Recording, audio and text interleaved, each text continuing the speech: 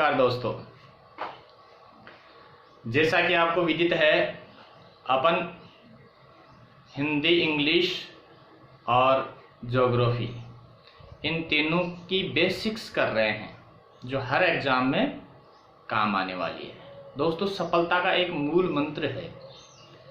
होता क्या है, अक्सर मैंने ये देखा है, लगभग मैं 16 साल से इस एजुकेशन के प्रोफेशन में हूँ। 16-17 2001 में मैंने फर्स्ट ईयर से शुरू कर दिया था। ये 2001 से 20 साल मान सकते हैं आप कि जब वैकेंसी खुलती है तो एकदम बल्क में भीड़ आती है और फिर धुआंधार पढ़ाई भी करते हैं। ऐसी कोई बात नहीं, बच्चे पढ़ाई भी करते हैं, लेकिन जिनकी पढ़ाई पहले से ठीक रही होती है, जिनका बेस थोड़ा ठीक होता है, तो उनको वो बातें समझ में आ जाती है, वो ग्रेव कर पाते हैं। लेकिन जिनकी पढ़ाई पहले से ठीक नहीं हुई है, वो बच्चा यहाँ आकर के उन चीज़ों को एक साथ याद करने की कोशिश करता है और वो फ्रस्ट्रेट हो जाता है। फिर ना उसको याद होता है इतना, फिर एग्जाम का प्रेशर होता है, फिर उसको लगता है कि मैं तो गवर्नमेंट जॉब के लिए बना ही नहीं। तो इसी समस्या का समाधान हेतु दोस्तों मैंने ये किया है कि ये लॉकडाउन का फ्री टाइम, अपने पास बहुत सारा टाइम है, अपना शरीर को स्वस्थ रखो, अच्छा खाओ, अच्छी नींद लो, अच्छा पहनो और बढ़िया एक्सरसाइज करो। इसके बाद जो आपके पास टाइम बचता है उसमें ये बेसिक्स करो और अपने ज़्यादा से ज़्यादा दोस्तों को बताओ। और ये मैं आपको गारंटी से दे सकता हूँ कि यदि एक बार आप ये बेसिक्स कर लेते हैं, क्योंकि ये मैं जो टॉपिक्स ले रहा हूँ, जो सब्जेक्ट ले रहा हूँ, वो अधिकांश एग्जाम्स में आते हैं। जैसे आपकी पटवार में देखो, एसएससी में देखो, सीजीएल में देखो, 10+2 में देखो, और इसमें जो है ग्राम सेवक में देखो, पटवार आ गया आपका। टीचर्स देख लो, first grade, second grade, third grade के लिए रीट जो एग्ज़ाम लगती है उसके लिए ये आता है, और एसआई के लिए ये आता है। तो मैं ये चाह रहा हूँ, और इवन आरएस के लिए भी ये ज़रूरी है, आईएएस के लिए भी ज़रूरी है। तो कोई भी एग्ज़ाम बचा नहीं है। तो मैं चाहता हूँ कि आपकी ये बेसिक्स अच्छी हो जाए, फिर आप आगे की थोड़ी थोड़ी स्टडी करेंगे तो आप सिलेक्शन पा सकेंगे। तो ऐसी जोश और जुनून के साथ अभी स्टार्ट करते हैं। हिंदी का चैप्टर है अपना वर्ण जो चल रहा था, तो मैंने वर्ण के अंतर्गत स्वर को आपको डिटेल से बताया था। आज व्यंजन के ऊपर चर्चा करेंगे। दोस्तों, जैसा कि आपको पता है, हिंदी में वर्ण दो प्रकार के होते हैं, एक होता है स्वर और दूसरा होता है व्यंजन। स्वर के बारे में बताया था कि स्वर शब्द होते हैं स्वतंत्र स्वर होते हैं, यानी कि ये किसी की हेल्प, जब इनको उच्चारण करते हैं तो किसी की हेल्प की इनको आवश्यकता नहीं होती है, बिना सहायता के जो है उच्चारित हो जाते हैं। लेकिन व्यंजन शब्दों को स्वरों की आवश्यकता पड़ती है। जैसे मैंने पहले भी बताया था, वो क बोलते हैं, क तो लास्ट में आता है, ख आता है। तो यानी कि ये स्वतंत्र बोल ही नहीं सकते, सिर्फ लिख के बता सकता हूँ मैं कैसे है, ऐसे है, यानी कि समझिए ये निकल गया, +है। तो इस क का तो उच्चारण कर सकते हैं क्योंकि इसमें ए मिला हुआ है, लेकिन इस क का उच्चारण नहीं कर सकते। तो दोस्तों, व्यंजन इसी थीम में से इसकी परिभाषा निकल करके आई है कि वे वर्ण जो स्वतंत्र उच्चारित नहीं होते। देखो, नहीं पे मैंने इसको रेड कलर में अलग लिखा है कि जो नहीं, यानी कि वे वर्ण जो स्वतंत्र उच्चारित नहीं होते हैं, अर्थात जिन्हें बोलने के लिए अन्य वर्णों की सहायता ली जाती है, वह व्यंजन वर्ण कहलाता है। तो व्यंजन की डेफिनेशन एकदम क्लियर है कि ये स्वतंत्र नहीं है, इनको बोलने के लिए किसी न किसी जो है उसकी आवश्यकता पड़ती है, दूसरे वर्ण की आवश्यकता पड़ती है। अब बात करते हैं दोस्तों, पढ़ने से पहले कुछ टर्म्स हैं, इनके बारे में जानना जरूरी है। एक तो जैसे अपन कोई वर्ण लिखते हैं हिंदी का कोई, तो एक सीधी लाइन खींचते हैं और एक उसके ऊपर लाइन खींचते हैं। तो दोस्तों, जो ऊपर लाइन खींचते हैं, ये वाली जो लाइन है, ऊपर वाली लाइन, इसको शिरोरेखा कहते हैं। ये लाइन, इसको जो लाइन है ये, इसको अपन शिरोरेखा कहेंगे। शिरोरेखा, सिर पे रेखा, याद रहेगी आसानी से। और जो सीधी लाइन रहती है, ये वाली लाइन है, ये वाली लाइन है, ये लाइन है, इसको अपन कहेंगे खड़ी पाई। खड़ी पाई, ये दोनों शब्द आपको याद रखनी है। टर्म है, जब हम बोल रहे होते तो ध्यान में रहना चाहिए।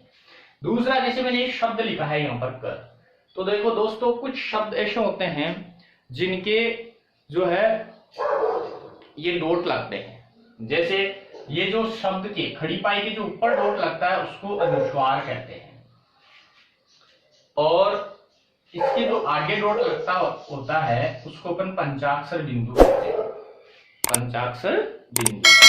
और जो इसके नीचे किसी शब्द के कह के नहीं लगते हैं, ये कह तो मैंने मॉडल के रूप में लिया है, लेकिन इसके जो नीचे जो डॉट लगता है उसको ताड़नजात चिन्ह कहते हैं, और जो इसके साइड में इधर लगता है उसको नुक्ता कहते हैं दोस्तों। तो ये 4 डॉट लगते हैं तो इनका नाम है जो मैंने आपके साथ शेयर किया। ऊपर लगता हुआ अनुस्वार होता है, आगे लगता हो पंचाक्षर बिंदु होता है, नीचे लगता हो ताड़नजात चिन्ह होता है, और साइड में जो पीछे की तरफ लगता हो वो नुक्ता होता है। अब दोस्तों ये किस किस के लगते हैं इस पे चर्चा करते हैं। देखो अनुस्वार की बात करते हैं तो अनुस्वार केवल और केवल स्वर के लगता है, जैसे ए लिखते हैं तो इसके ऊपर ये लगते हैं अंग, अंग से अंगूर जो बनता है अपना, तो अंग ए के ऊपर स्वर के ऊपर ही ये अनुस्वार लगता है। जैसे मान लो कंग में लग गया कंग, या ऐसे कहो आप कि जैसे कंबल है कम, तो ये समझो आप अभी एग्जाम से मैं बताऊंगा आपको कि ये स्वर के ऊपर ही लगता है, व्यंजन के ऊपर इसका यूज नहीं होता है। उसके बाद अपन बात कर लेते हैं कि ये पंचाक्षर बिंदु, पंचाक्षर बिंदु कहाँ यूज होता है आपको पता है, एक ही शब्द के लिए लगता है अण, इसको ये कहते हैं अपन। जो क वर्ग का लास्ट वर्ड होता है जिसको अपन अण खाली बोलते हैं, उसको इसके ऊपर ये पंचाक्षर बिंदु, सिर्फ पूरी हिंदी की वर्णमाला में सिर्फ इसी वर्ण के ऊपर ये पंचाक्षर बिंदु का प्रयोग होता है। फिर अपन ताड़नजात चिन्हों की बात कर लेते हैं, तो इसमें लिखा हुआ है कि ट वर्ग का तीसरा और चौथा, यानी कि ये ड और ढ। दोस्तों जब ये ऐसे लिखे जाते हैं तब तो ये ट वर्ग का तीसरा और चौथा वर्ण होता है, लेकिन जैसे ही इनके ऊपर इनके नीचे ये डॉट लगाते हैं, ये ताड़नजात चिन्ह लगा देते हैं, तो फिर इसको अपन अढ़ और अढ़ कहेंगे, यानी कि ऐसे उच्चारण करेंगे इनका।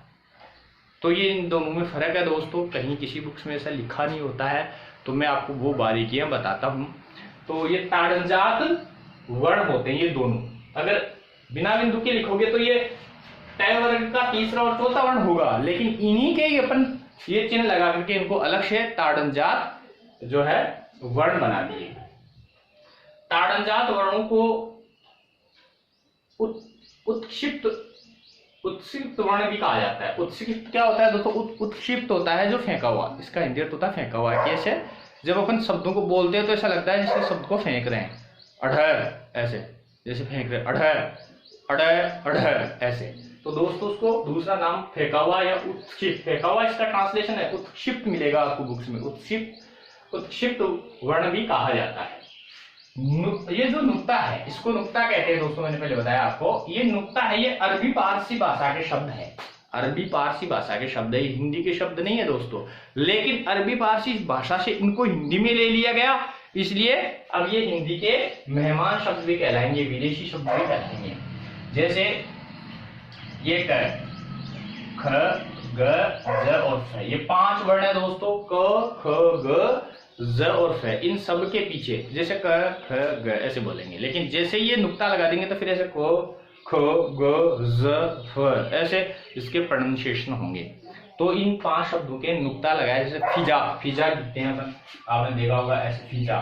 तो ये फिजा शब्द है, ये अरबी फारसी का शब्द है, लेकिन ये हिंदी में तो यूज करते हैं, फिजा के फ के नीचे लगता है ऐसे। लेकिन एनसीईआरटी ने दोस्तों ये 5 वर्ण न मान करके 3 ही शब्दों 3 ही वर्णों को इनके ऊपर नुक्ता माना है। एनसीईआरटी के अंदर ख, ज और फ इन तीनों के ऊपर ही नुक्ता को मान्यता दी है, लेकिन कुछ विद्वानों के अनुसार ये 5 वर्णों पर लगाया जा सकता है। दोस्तों एक शब्द होता है झ, च वर्ग का, ये च और छ और ज और झ, ये चौथा वर्ण है दोस्तों। अब देखो इसको ऐसे है, ये 2 प्रकार से लिखे जाते हैं, आपको पता है। तो ये तो मान्य है, लेकिन ये जो है ये मानक वर्ण नहीं है दोस्तों। ये पहले की जो अपनी हिंदी है उसमें लिखा जाता है, लेकिन आज की हिंदी में ऐसा वर्ण नहीं मिलेगा। तो ये क्वेश्चन पूछ लिया जाता है बहुत बार कि जय हिंदी का अमानक वर्ण माना जाता है। अमानक वर्ण कौन सा है? तो जैसे झंडा वाला जो है वर्ण वो अमानक वर्ण के अंतर्गत माना जाता है। तो दोस्तों अपन बात करते हैं व्यंजनों की। अब देखो व्यंजनों को इसका वर्गीकरण किया गया है और इनका नाम है कुछ न कुछ, तो अपन डिस्कशन करते हैं। देखो दोस्तों इसको क वर्ग कहा जाता है। क वर्ग के अंतर्गत ये 5 वर्ण आते हैं, क ख ग घ ङ। इसको च वर्ग कहा जाता है, च छ ज झ और झ। इसको ट वर्ग कहा जाता है, ट ठ ड अड ढ अड अण। इसको त वर्ग कहा जाता है, थ द ध और न। इसको प वर्ग कहा जाता है, प फ ब भ और। दोस्तों ये 5 वर्ग हैं, ये 5 वर्ग है, 1 2 3 4 5 और इसमें 5 ही क्या है वर्ण है, 1 2 3 4 5। ये दोस्तों कितने हो गए? 25 वर्ण हो गए। तो एक तो हिंदी के अंतर्गत व्यंजन ये 25 होते हैं। अब इनको देखो, एक तो जब भी अपन इसका उच्चारण करते हैं तो जो प्राण वायु है अपनी जो प्राण वायु है मुंह के कहीं ना कहीं स्पर्श करके निकलती है, तो इसलिए इसको स्पर्शी वर्ण भी कहा जाता है। इनको स्पर्शी वर्ण, इसका नाम है स्पर्शी वर्ण। और ये कितने होते हैं? 25 होते हैं। और ये वर्गों में अपन ने डिवाइडेशन कर रखा है, इसलिए इसको वर्गीय व्यंजन भी कहते हैं। तो ये वर्गीय व्यंजन और स्पर्शी वर्ण दोनों एक ही के नाम है। और वर्ग 5 होते हैं और एक वर्ग में 5 वर्ड होते हैं, तो 25 वर्ड तो ये हो गए अपने। फिर दोस्तों ये होते हैं, ये र ल व, ये अंतस्थ वर्ण कहलाते हैं दोस्तों, अंतस्थ वर्ण। ये इसका वर्ग नहीं होता है दोस्तों, क्योंकि इसमें 5 शब्द भी नहीं है, इसलिए इनको अंतस्थ वर्ण कहा जाता है। और ये जो अंत के श स और है, ये जो श, ये श और श, ये तालु से उच्चारण होता है, ये मूर्धा से उच्चारण होते हैं और ये दंते से उच्चारण होता है। तो और ये है, तो दोस्तों ये श श है, ये उष्मीय वर्ण कहलाते हैं। उष्मीय वर्ण क्यों कहते हैं? कि जब हमें इसका उच्चारण करते हैं तो कहीं ना कहीं कुछ प्रेशर बनता है, प्रेशर से उष्मा उत्पन्न होती है, तो इसका नाम उष्मीय वर्ण है। तो दोस्तों 25 ये हो गए, 4 ये हैं और 4 ये है। तो ये कितने हो गए अपने?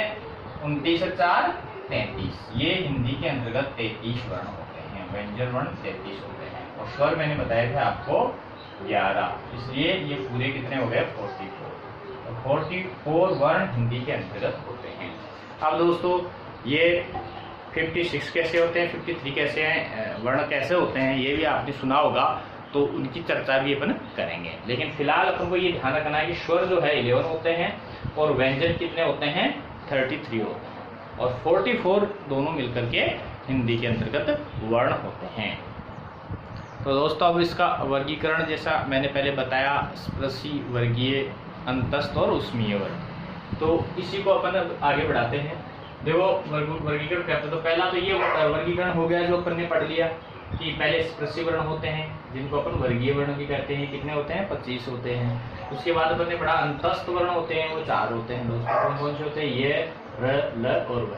दोस्तों ये र, ल और व, इनमें से ये और ये व, देखो इनको बोल के देखो, य व, इनमें कहीं जब ये प्राणवायु कहीं टकराती नहीं है, इसलिए ये स्वरूपी जैसे बोले जाते हैं, लेकिन है व्यंजन, इसलिए इसको अर्ध स्वर भी कहा जाता है। इनको ये और वह को अर्ध स्वर भी कहा जाता है। दोस्तों इंग्लिश में भी आपको पता है ये से वाई बनता है, वाई को जो है आप जो है अर्ध स्वर माना जाता है। जैसे इंग्लिश में कोई ऐसा वर्ड नहीं होता है जो बिना ए ई आई ओ यू के बोला बन सकता है। ए ई आई ओ यू, क्योंकि ये स्वर है, तो ए ई आई ओ यू के जैसे इंग्लिश में नहीं है, लेकिन कुछ शब्द हैं, देखो स्काई, एस के वाई, यानी कि एस के वाई लग गया इसके अंतर्गत, तो ये वाई शब्द जो है ये अर्ध स्वर के अंतर्गत आता था। वाई इंग्लिश में भी क्या माना जाता है? स्वर माना जाता है, और हिंदी में भी इनको ये और वह को अर्ध स्वर माना जाता है। अब उष्मीय वर्ण अपन ने 4 पढ़े थे, तालवे, मूर्धे और दंतय। शकार होते हैं ये श, यानी कि तालु से बोलने वाला, और फिर मूर्धा से बोलने वाला और दंत से बोलने वाला, तो 4 ये हो गया। तो दोस्तों ये अपना जो है टोटल जो है अपना ये 33 वर्ण हो गए। अब दूसरा इसका अपन डिवाइडेशन करते हैं घोष या कंपन के आधार पे। इन वर्णों को जब बोलते हैं तो घोष उत्पन्न होती है। घोष का मतलब होता है कंपन, कंपन उत्पन्न होती है। तो ये कंपन के आधार पर यदि अपन इसका वर्गीकरण करें तो ये दो प्रकार की होगी, एक अघोष और एक सघोष। तो इन शब्दों से पता चल रहा है कि जिनमें कंपन नहीं होता है और जिनमें कंपन होता है, या जिनमें कंपन कम होता है या जिसमें कंपन ज्यादा होता है। अघोष का मतलब जिसमें कंपन या तो होता नहीं है, होता है तो कम होता है, कंपैरेटिवली तुलनात्मक रूप से कम होता है। और सघोष में कंपन होता है दोस्तों, तो कंपन और अघोष से ज्यादा होता है, कुछ डिफरेंशिएट है। तो इसके आधार पर अपन ने इसका जो वर्गीकरण किया तो प्रत्येक वर्ग, अपने वर्ग पढ़े 5, तो प्रत्येक वर्ग का पहला और दूसरा वर्ण, पहला और दूसरा वर्ण क्या है, अघोष है दोस्तों। इनमें कम होता है। पहला और दूसरा कौन सा है, क और ख। क और ख में कम कंपन होता है, इसलिए पहला और दूसरा। तो पांचों वर्णों में पहला और दूसरा क ख च छ त थ और त थ, तो ये पांचों प और फ, ये पांचों वर्ण हैं। इनके जो है पहला और दूसरा, तो 5 वर्णों के 10 तो ये हो गए। और जो अपना उसमी वर्ण थे शकार, तीनों स और स, और एक वर्ण और रह गया दोस्तों है, वो इसके अंतर्गत नहीं आएगा। तो ये शकार, ये 3 मिलकर के 13 यानी कि 13 जो वर्ण हैं ये अघोष के अंतर्गत आएंगे। अब जो बच गए वो सघोष के अंतर्गत आएंगे। सघोष में कौन से, प्रत्येक वर्ण का तीसरा, चौथा, पांचवा। तीसरा, चौथा, पांचवा आपको पता ही है।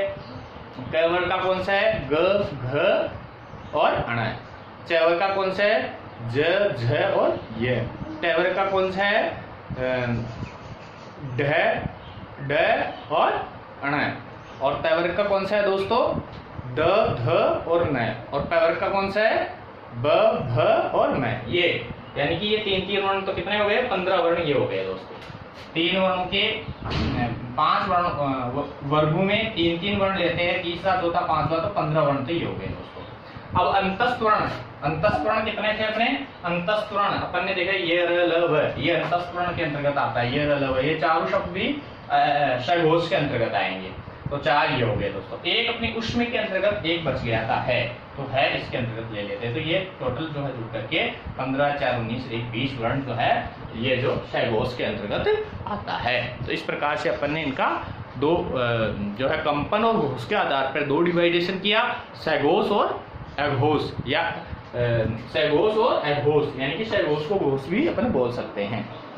तो अगले वर्गीकरण की बात करते हैं दोस्तों, प्राणवायु। प्राणवायु का मतलब क्या होता है, प्राणवायु ऑक्सीजन को कहते हैं, आपको पता है। तो प्राणवायु यानी मुंह से बाहर निकलने वाली जो वायु है उसके आधार पे इसका यदि डिवाइडेशन करें तो ये 2 प्रकार के डिवाइडेशन होते हैं, 2 प्रकार का वर्गीकरण होता है। वो एक है अल्प प्राण, दूसरा है महाप्राण दोस्तों। तो अल्प प्राण के अंतर्गत पहला, तीसरा और पांचवा, पहला हर वर्ग का पहला, तीसरा और पांचवा कौन कौन से होता है, पहला जैसे क, ग और ण। ऐसे ही च पे कौन सा जाएगा, च और ज और य। इस प्रकार से सभी वर्णों का पहला वर्ण, तीसरा वर्ण और पांचवा वर्ण अल्प प्राण के अंतर्गत आते हैं। इंग्लिश में भी दोस्तों कै की इंग्लिश लिखते हैं अपन तो के ए होता है, लेकिन कै की लिखेंगे तो क्या आएगा, के एच। एच और जुड़ जाता है, तो एच जहां जुड़ता है वो महाप्राण की कैटेगरी में आता है। अब दोस्तों और सभी जो है ये चार जो है अपना जो है अपना ये अंतस्थ वर्ण आते हैं इसके अंतर्गत। अंतस्थ, ये र ल व, ये अंतस्थ वर्ण 4 यानी तो 19 वर्ण जो है अल्प प्राण के अंतर्गत आते हैं। और दोस्तों व्यंजन भी जो है 11 जो अपने तो इस 14 और 14, 19 व्यंजन ये इसी के अंतर्गत आते हैं। और जो सभी स्वर हैं, सभी स्वर भी अपने अल्प प्राण के अंतर्गत ही माने जाते हैं। 11 स्वर भी अल्प प्राण के अंतर्गत ही माने जाते हैं। तो दोस्तों 19 तो व्यंजन और 11 स्वर, ऐसा करके ये जो है 30 जो वर्ड है, 30 वर्ड है वो 30 वर्ण है वो अल्प प्राण के अंतर्गत माने जाते हैं। और महाप्राण के अंतर्गत अब इसमें जो बच गए वो आ जाएंगे दूसरा और चौथा। हर वर्ग का दूसरा यानी ख और घ, छ और झ, ये सब। तो ये मिलकर के कितने 5 दूनी 10, तो ये हो जाएंगे दोस्तों। और उष्म जो उष्म व्यंजन है अपना स और है, ये 4 ये हो जाएंगे। तो 14 वर्ड ये हो जाएंगे दोस्तों। 30 और 14 44 44 वर्ड पूरे अपने जो है इस प्रकार के डिवाइडेशन हो जाएगा अल्प प्राण और महाप्राण के अंतर्गत। तो अब सभी वर्णों की दोस्तों बात करते हैं कौन को किसके नाम से बनाया जाता है। तो सभी वर्गों का अपन वर्गीकरण कर लेते हैं। अभी देखो स्पर्शी वर्ण, पहला अपन ने पढ़ा स्पर्शी वर्ण। तो स्पर्शी वर्ण के अंतर्गत 16 वर्ण आते हैं दोस्तों। स्पर्शी वर्ण इसके अंतर्गत देखो कौन कौन से, च, क, ट और त और प, यानी कि च वर्ग को छोड़ करके, च वर्ग को छोड़ करके सभी वर्ग यानी कि 5 वर्ग होते हैं अपने। तो च को छोड़ देंगे तो कितने वर्ग बचेंगे? 4 वर्ग। क, च, ट और प वर्ग के प्रथम 4 वर्ण, प्रथम 4 वर्ण यानी कि अभी अंतिम वर्ण छोड़ना है, अण, ये, अण, न, ये छोड़ने हैं। तो इनको ये वर्ण आएंगे अपने स्पर्शी वर्ण के अंतर्गत। तो ये कितने हो गए दोस्तों? 16 वर्ण ये हो गया। इसके बाद संघर्षी वर्ण होते हैं। तो संघर्षी वर्ण के अंतर्गत कितने होते हैं दोस्तों? 4 वर्ण होते हैं जो सकार होते हैं, 3 तो तालु, मूर्धन्य और दंते, और एक है जो उष्मी वर्ण के अंतर्गत भी आते हैं। तो ये संघर्षी वर्ण के अंतर्गत कहलाते हैं। और दोस्तों जो अपने अरबी फारसी से लिए गए शब्द थे जिनके अपने नुक्ता का यूज करके बनाते हैं, या नुक्ता का यूज होता है जिनमें क, ग, ज और फ, ये हमारे हिंदी के शब्द हैं, लेकिन इनको नुक्ता का यूज अरबी फारसी के, नुक्ता का यूज करने से अरबी फारसी के शब्द बन जाते हैं। तो उनका भी हिंदी में यूज किया जाता है। तो ये शब्द भी जो है संघर्षी वर्ण के अंतर्गत ही आएंगे, लेकिन अपनी वर्णमाला में इसको काउंट नहीं करेंगे। अब है नेक्स्ट जो है स्पर्शी संघर्षी, स्पर्श संघर्षी। ये देखो स्पर्शी थे, ये संघर्षी थे। अब ये दोनों स्पर्श भी होता है इसमें और संघर्ष भी होता है। ये 4 वर्ण है दोस्तों। और च वर्ग के प्रथम 4 वर्ण, च वर्ग अपन यहाँ छोड़ दिया था, तो वो अब ये च वर्ग है वो किसमें आएगा? स्पर्श संघर्षी वर्ण के अंतर्गत आता है। देखो दोस्तों मैं जो पढ़ा रहा हूँ उसका सीक्वेंस है, आपको समझने की जरूरत है, इसको रटने की जरूरत नहीं है कि शुरू के क वर्ग आ गया, च छूट गया तो च यहाँ पर आ गया, ये स्पर्श संघर्षी के अंतर्गत आ जाएगा। और अब नासिके वर्ण, नासिके कौन से कहलाएंगे दोस्तों? जो अंतिम वर्ण होते हैं, सभी वर्गों के जो अंतिम वर्ण होते हैं, ये अण, ये अण और न और मैं, तो ये 5 वर्ण जो है वो नासिके वर्ण कहलाएंगे आपके। फिर संघर्षहीन वर्ण, संघर्षहीन जिसमें संघर्ष बिल्कुल नहीं होता है, तो ये दोस्तों 2 वर्ण है, ये और वह, इसमें कोई संघर्ष नहीं होता है। अब ये वैसे अंतस्थ वर्ण थे, उष्मीय वर्ण थे, तो इसमें संघर्षहीन वर्ण है, तो ये और वह जिसको अपन अर्ध स्वर भी कहते हैं। और एक फिर इसमें क्या बचा अपना प्रकंपित वर्ण। प्रकंपित वर्ण के अंतर्गत दोस्तों कौन सा आया? र, यानी कि र जब बोलते हैं र तो देखो कंपन उत्पन्न होता है, तो इसको इस एक वर्ण को प्रकंपित वर्ण के अंतर्गत लिया गया है। फिर दोस्तों एक पार्श्विक वर्ण होता है जो लय होता है। लय में क्या होता है? पार्श्व का मतलब होता है साइड से, किनारे से। जब लय बोलते हैं तो अपने जीभ के दोनों तरफ से हवा बाहर निकल जाती है, इसलिए इसको पार्श्विक वर्ण के अंतर्गत लिया गया है। और लास्ट जो अपने प्रकार पढ़ा है वो ताड़न जात। दोस्तों ताड़न जात में बहुत बार बता चुका हूँ। तो ताड़न जात जो वर्ण है वो 2 हैं, आपको पता है, अढ़ और अढ़। तो ये इस प्रकार से अब ये तो बनाया हुआ है। अब इसको यदि आप काउंट करेंगे तो पूरा अपना जो है 33 जो है वर्ण हो जाएंगे दोस्तों। काउंट कर लो, 16 4 20 4 24 5 29 और 2 31 रे 32 रे 33 वर्ण। ये इस प्रकार से दोस्तों ये कंप्लीट अपना वर्ण का जो है हो जाता है। तो दोस्तों अपने स्वर और व्यंजनों की अच्छे से चर्चा की है, लेकिन अब इन दोनों की मिलाकर के एक सारणी बना लेते हैं। उसका उच्चारण स्थान कौन सा होता है, उन वर्णों का क्या नाम होता है, उस पर चर्चा कर लेता हूँ।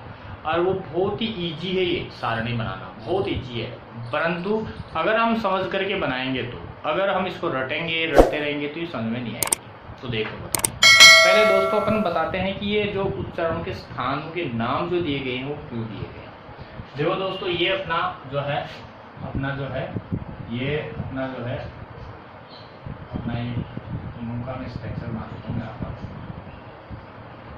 इस प्रकार से जो है अपना ये अपना है जो स्वर तंत्र स्वरों का निर्माण करता है। ये अपना मुंह है दोस्तों। अब ये अपना मुंह है, ये मैंने नासिका के नीचे ये जो है जीवा के चिन्ह बना दिए हैं, ये दोनों होठ मान लेते हैं और ये जीवा है। अब देखो दोस्तों जैसे ये जो अपना ये होठ है उसके तुरंत पास में ही होठ जिनमें लगे हुए हैं उनको क्या कहते हैं हम? मसूड़े कहते हैं। पहले क्या हो गया दोस्तों, ये मसूड़े कहते हैं। और ये मसूड़े के तुरंत बाद ही यहाँ से मसूड़े के तुरंत बाद ही ये एक ऊपर का जो है हिस्सा इसको तालु कहते हैं, तालवा जिसको कहते हैं, तालवा।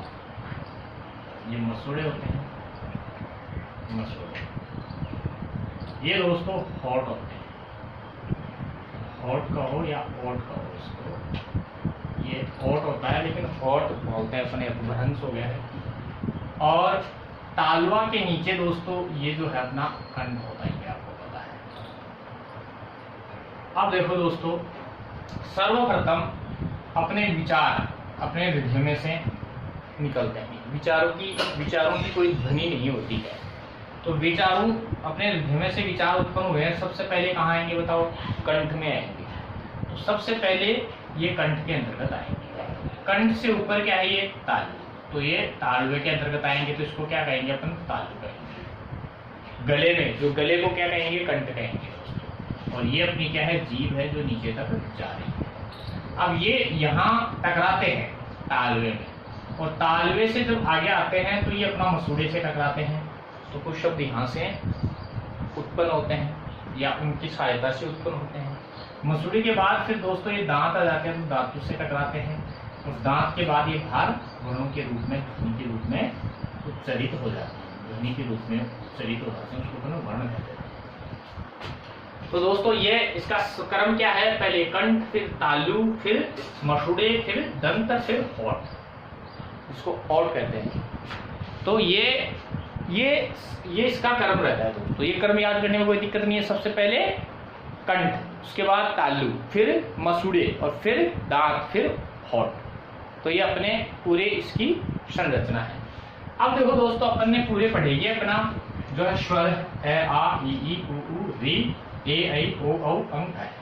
और ये अपना व्यंजन है, क वर्ग, च वर्ग, जो है क वर्ग है, च वर्ग है, ट वर्ग है, त वर्ग है, प वर्ग है, ये वर्ग है। और ये वर्ग नहीं होता है, ये अंतस्थ होते हैं 4, और ये होते हैं ऊष्मीय वर्ण, सकार और एक है, तो ये ऊष्मीय वर्ण हो गया। तो दोस्तों ये सारे अपने वर्ण हैं। अब इनको अपने सारणी में बनाते हैं, और बहुत आसान है, इसको रटने की जरूरत नहीं है। सर्वप्रथम अपने पास क्या है? ए और आ। तो अपन इसको 1 नंबर में यहाँ लिख देंगे, ए और उसके बाद इतनी ये ले लेते हैं क वर्ग, प्लस क्या हो जाएगा? क वर्ग के 5 वर्ग। और फिर एक ले लेते हैं अपन यहाँ से दोस्तों, ये अपना विसर्ग ले लेते हैं। तो ये शब्द जो है वो देखो, शुरू में अपने शब्द यहाँ से शुरू हुए थे कंठ से, तो ये उच्चारण स्थान का क्या हो जाएगा दोस्तों? कंठ। एकदम समझने की चीज है, बिल्कुल रटने की बिल्कुल भी नहीं है। और ये कंठ से निकलते इसको कंठे कह देंगे दोस्तों, कंठे वर्ण कहते हैं इसको। अब दूसरा देखो आप, ए आ के बाद में क्या आ रहा है? ई। ये अपन ने ले लिया है, अब लेंगे ये ई और ई। दोस्तों क वर्ग के बाद में कौन सा वर्ग आया? च वर्ग। च वर्ग अपन इसके अंदर प्लस, अब इसमें जो अंतस्थ थे उनमें से ये श पहला, और ये जो ऊष्मीय वर्ण थे इसमें से ये, यानी कि ये और प्लस ये वर्ण जो ले लिए। कंठ के बाद में मैंने कौन सा बताया था आपको? कंठ के बाद में आता है अपना तालु। तो ये तालु से उच्चारण होने वाले शब्द है, इसको तालव्य कहते हैं, तालव्य, इसको तालव्य कहते हैं। उसके बाद में दोस्तों तीसरा, तालु के बाद में क्या आएगा अपना? फिर मसूड़े आते हैं। तो देखो दोस्तों, अपन ने ऊ और ऊ पढ़ा था, तो ऊ का गोल अक्षर बनता है, इसका मतलब ओटू से ये बनता है। तो इन दोनों को अपन क्या कर देते हैं? छोड़ देते हैं। और इसके बाद में आता क्या है? री। तो री को अपन यहाँ पर लिख देते हैं। और री के बाद में क्या है? ट वर्ग। ये च वर्ग तक अपन ने ले लिया, इसलिए अब आगे वाला कौन सा वर्ग है? ट वर्ग ले लेते हैं। अब देखो ये लिया था, ये से आगे कौन सा है? रे ले लेते हैं अपन। रे। और से ये तालु सकार था, अब तालु के बाद में क्या आएगा, दंत आएगा, तो दंते सकार यहाँ पर लिख देंगे। तो ये हो जाएगा अपना, देखो दोस्तों, मुर्दे, यानी कि मूर्धा, इनका उच्चारण स्थान मूर्धा हुई और उसको मूर्धे कर देंगे, मूर्धे इनका वर्ण बना देंगे। फिर देखो दोस्तों, अब इस स्वर के अंतर्गत जो है दंत से सिर्फ जो संस्कृत के अंतर्गत जो एक द्वि शब्द का उच्चारण होता है वो यहाँ पर होता है, बाकी स्वरों के अंतर्गत, हिंदी के अंतर्गत ये नहीं माना जाता है। तो ये यदि अपन ले सकते हैं सीखने की दृष्टि से इस श्रेणी, इस सारणी को बनाने के लिए, बाकी हिंदी के अंतर्गत इस स्वर का नहीं माना जाता है। और इसके बाद में च के बाद में कौन सा वर्ग है, ट वर्ग, तो ट वर्ग अपन लिख सकते हैं। और र के बाद ये र ल यहाँ पर ये लिख सकते हैं। और सकार ये था तालु, ये मूर्धा और ये दंत सकार होगा। तो दोस्तों ये इनका जो है उच्चारण स्थान क्या हो गया, दांत हो गए, दंत हो गए, तो इनको जो है अपने दंते वर्ण कहते हैं, दंते वर्ण कहते हैं इसको। अब है अपना पांचवा, अब अपना कहाँ प वर्ग है, तो इसमें अपन ए आई के अंतर्गत आपने पता है प वर्ग में क्या आएगा, होठ, यानी कि गोल होते हैं होठ, इसलिए अब जो अपने छोड़ दिए थे ये ऊ, छोटा ऊ और बड़ा ऊ, इसको अपन ध्यान लेते हैं। और फिर आ गया अपना प वर्ग, प वर्ग आ गया दोस्तों।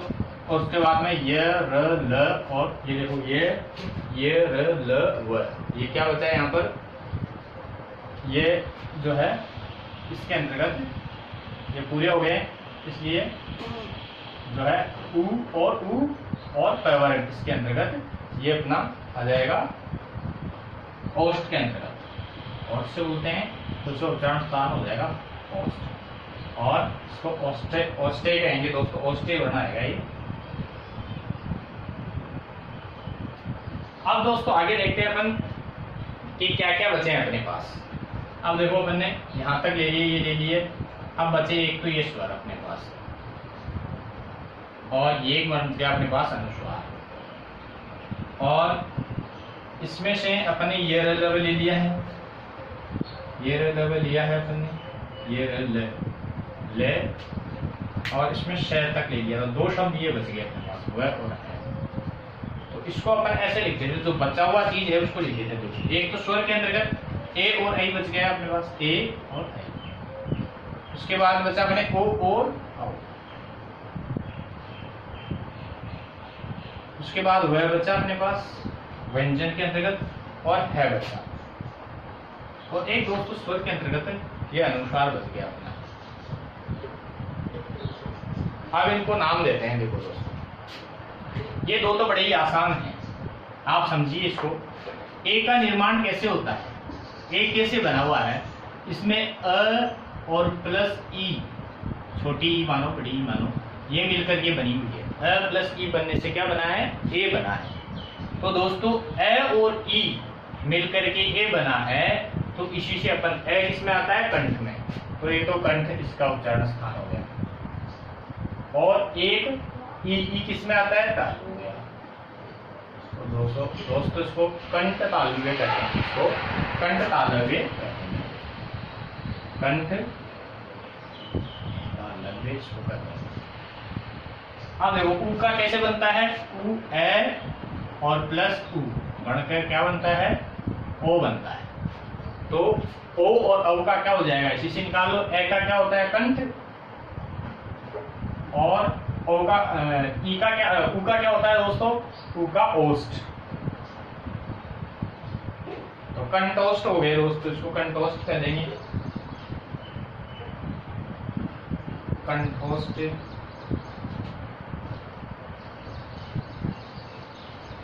अब वह स्वर को सर वह देखो दंत और ओष्ठ से मिलकर के बनते हैं, दंत और ये याद रखना पड़ेगा दोस्तों, इसका कोई फॉर्मूला है नहीं। दंत वह दांत और होठ की सहायता से बोले जाते, दंतोष्ठ कहेंगे इसको।